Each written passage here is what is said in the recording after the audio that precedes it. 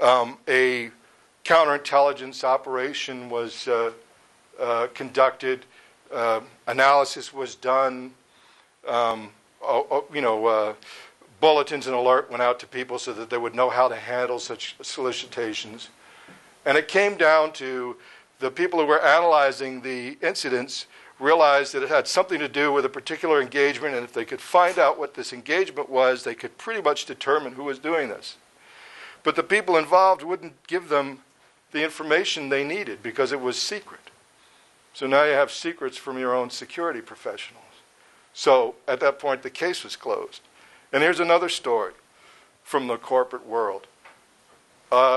Intrusion detection system on the eve of deployment would have cost $500,000. The rollout was delayed for a year. In the same year, they had a gala event for their executive team, and the party was $1.5 million. So, interesting priorities. So what does it tell you about the corporate world? You know, there isn't a CEO in the world who will tell you that security isn't, the security of our people and our reputation and our customers' data is the most important thing. There isn't a CEO or CIO in the world who will tell you that's not his number one, number two, or number three priority.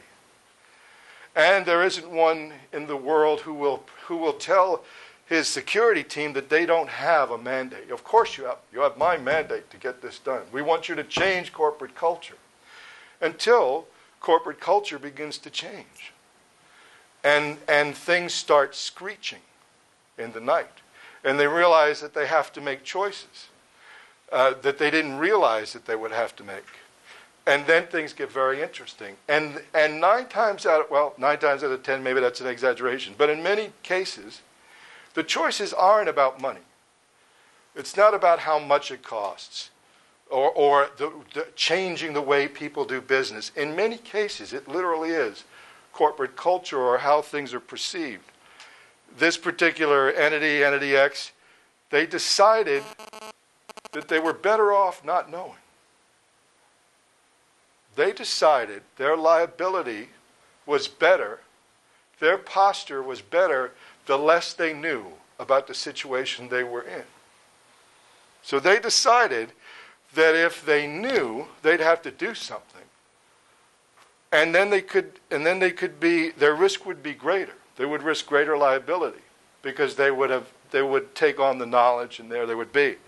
They also decided that their personnel, they didn't want their personnel to know all that much about security.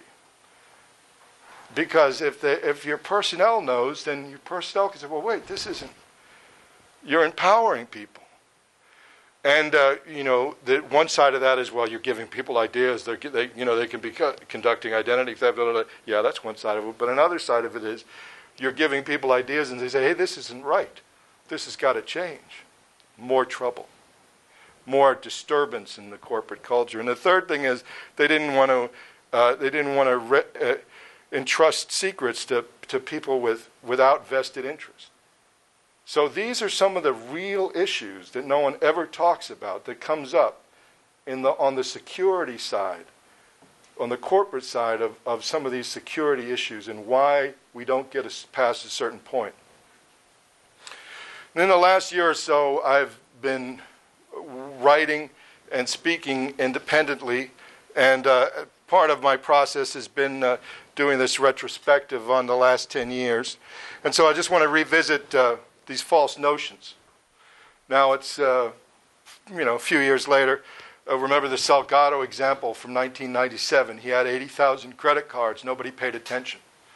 Okay, so first quarter 2000, these are some incidences, about 800,000 credit cards times the $125 it would take to cancel the credit card and reissue another one. You can do the math yourself. First quarter 2001, the FBI is warning over 40 companies in 20 states. They've got 14 field offices and 7 Secret Service offices investigating an organized hacker activity that's coming out of Eastern Europe. I remember when Don Parker stood up in Washington in 1994, the Wild West of NetSec, it was called. He was like Jeremiah in the wilderness. And he said, they're coming, from Eastern Europe, all those KGB agents, that are out of work, and all those guys coming back from Afghanistan. And people, oh gosh, what FUD, right? Fear, uncertainty, and doubt. What exaggeration. Well, it was all true. First quarter 2001. First quarter 2002, a guy in Siberia hacks into a bank in Virginia, takes a trophy of 1,500 accounts, and threatens to put them online, and he gets a $10,000 extortion. Well, the point of this story is it's a petty amount of money. It's a petty story, but that's the point. Some petty criminal in Siberia successfully, until he was he was brought in, he extorted money from a bank in Virginia. First quarter 2003.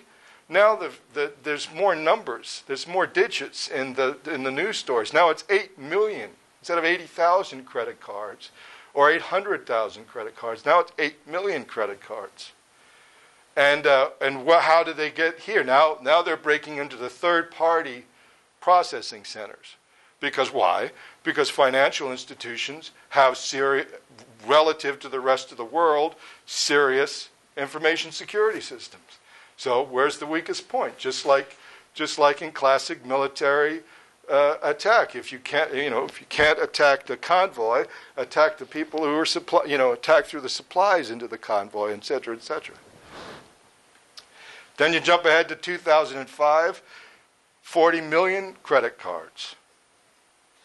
The MasterCard case in 2005, and then you had the Choice Point case and the LexisNexis case, showing more this kind of the breakdown, the hybrid between identity theft and hacking, and also the real issue, which when everybody was talking about encryption and debating encryption, we've got to be able to export, this, and no, you can't export that. Meanwhile, the big issue was authentication, and nobody was paying any attention to it. And that's what most of these stories are. Authentication, meaning, how do you know I am who I say I am? So this was 2005. In organized crime in cyberspace, we kind of alluded to it already. This addresses this whole thing of, remember the giant denial of service attack where they were hitting it was like they were going down the NASDAQ exchange and hitting all the icons of the internet revolution. They were eBay, Yahoo, they were hitting everybody. And Mafia Boy, one kid, I think in Canada, was arrested. I always alluded to the fact that in that case, to me, it was like when a bunch of teenagers break a window and the little kid who's with them gets caught because he has shorter legs. It's the kid with the shorter legs that gets caught. And the juvenile hacker is always in the headlines because they're the ones that get caught. This situation of organized crime in cyberspace is to the point where when I was at this NATO conference in Bulgaria is coming into the EU. The EU says, you're coming in unless you can't deal with your organized crime problem. If you can't deal with your organized crime problem, you can't come you can't come fully in. This is how serious the situation is. And what is their organized crime problem? A large part of it is cyber. False notion number 5, if you remember, was that economic espionage was done primarily by the turning of insiders. So there are many examples, but again, most of them don't get talked about. But the Hafredi case in Israel was how many people, just could I raise hands, how many people you know about the Hafredi case? So here was basically a private,